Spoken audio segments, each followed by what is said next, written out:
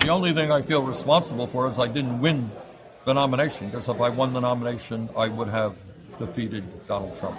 During an interview with Telemundo, Bernie Sanders debunks the idea that he's too far left to defeat Donald Trump. But maybe more importantly, at the end of this clip, he says something that I think people have been wanting him to say for quite a while.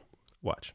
President Donald Trump has called many Democrats radicals and socialists, and many believe that for the Democrats to go back into the White House, they need to nominate a much more moderate candidate.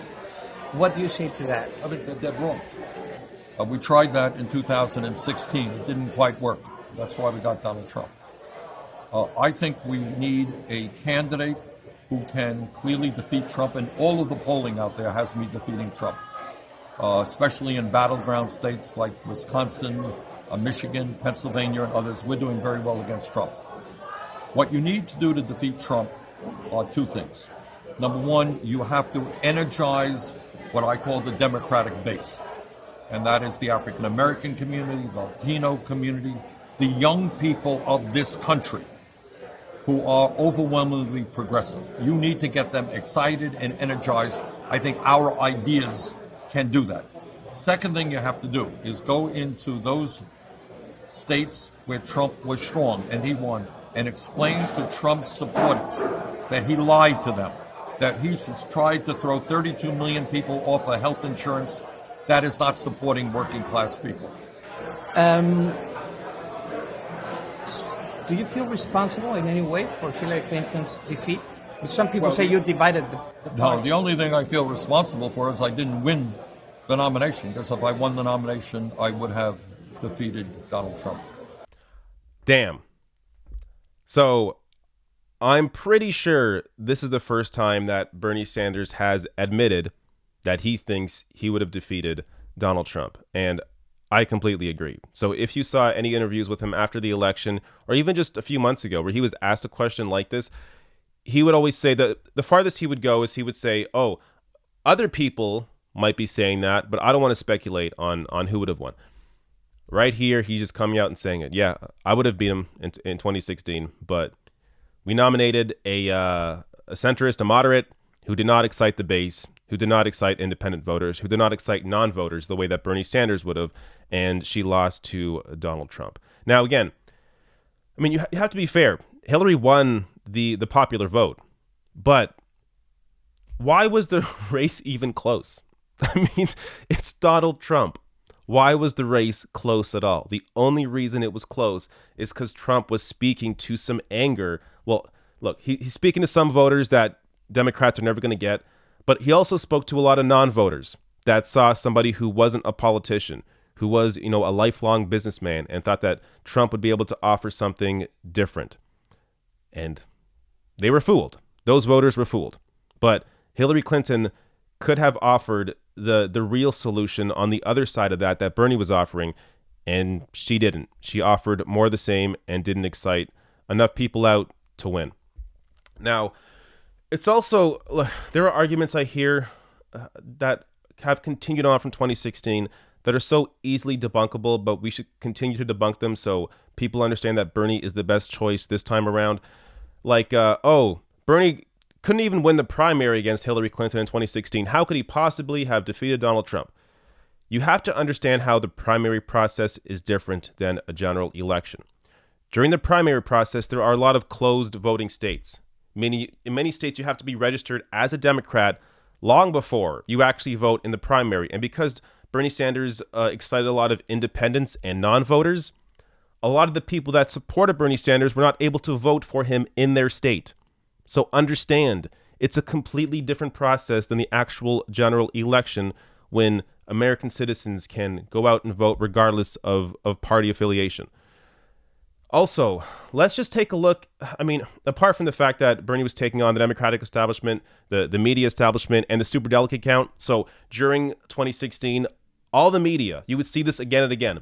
Even though the superdelegates had not yet voted for Hillary Clinton, they would count them towards her delegate count when they compared Hillary and Bernie on the same screen. So it always looked like from the beginning that Hillary had an insurmountable lead above Bernie Sanders, even though those superdelegates had yet to vote. So another example of how the cards were stacked against him.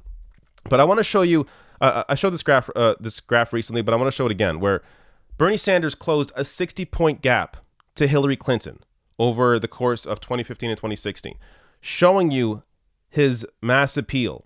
He went from a complete unknown to an incredibly popular candidate and a leader in the progressive movement. Now, if there's one mistake, I just want to say, if there's one mistake that Bernie Sanders made in 2016, I mean, you could mention a few mistakes he made in terms of campaigning, but if there's one real mistake he made, it wasn't starting his campaign earlier. If he had launched at the end of 2014 or even at the beginning of 2015, it may have given him the head start that he needed to really defeat Hillary Clinton in the primary. But I want to go to the last clip here from this interview that I want to share, where he's asked about dividing the party. So why you don't think that you've divided the party? Some people are going towards your Look. We are taking on the establishment. All right, that's the Democratic establishment. That's the media establishment. That's Wall Street and the drug companies and the insurance companies. We're taking them on. So a lot of people will say a lot of things.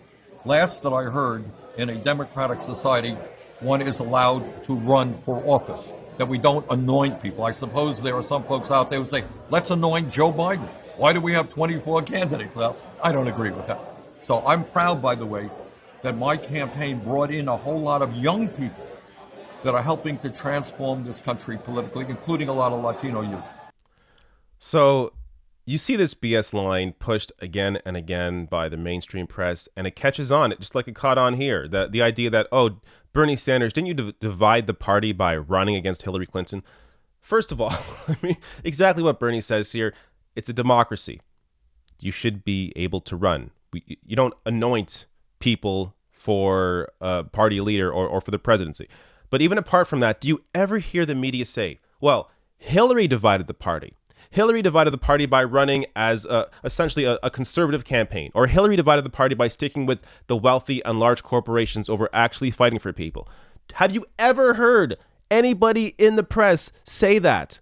No, because their entire careers are based on this idea that they support the establishment, that they work within the establishment. So a lot of people on television in 2016, 2015 supported Hillary Clinton because they would still have jobs afterwards, because there's even a potential for them to work either for the Democratic Party or work for Hillary Clinton.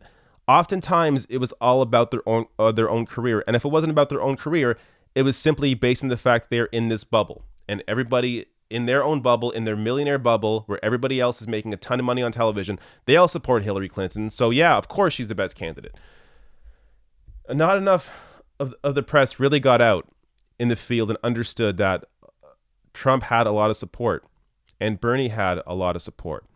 And they had support in some ways for similar reasons because of a critique of the establishment, though only Bernie Sanders had the real answer and the real solutions for that problem, whereas Trump was just fear-mongering. So understand here, there is one clear and obvious candidate that could really defeat Donald Trump. That would essentially be the antithesis to Donald Trump in 2020, and that's Bernie Sanders.